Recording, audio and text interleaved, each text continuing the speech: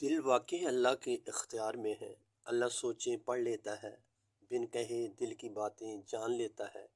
دل کے کسی گوشے میں چھپی خواہش کیسے اچانک سے پوری کرتی جاتی ہے۔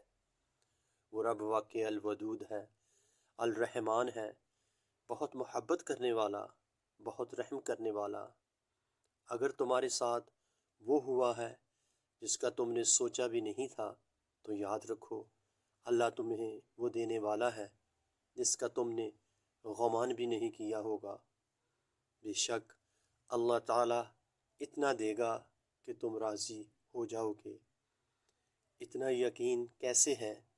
تم نے وہ آیت نہیں سنی، ان اللہ علی کل شیء قدیر، اور بے شک اللہ ہر چیز پر قادر ہے۔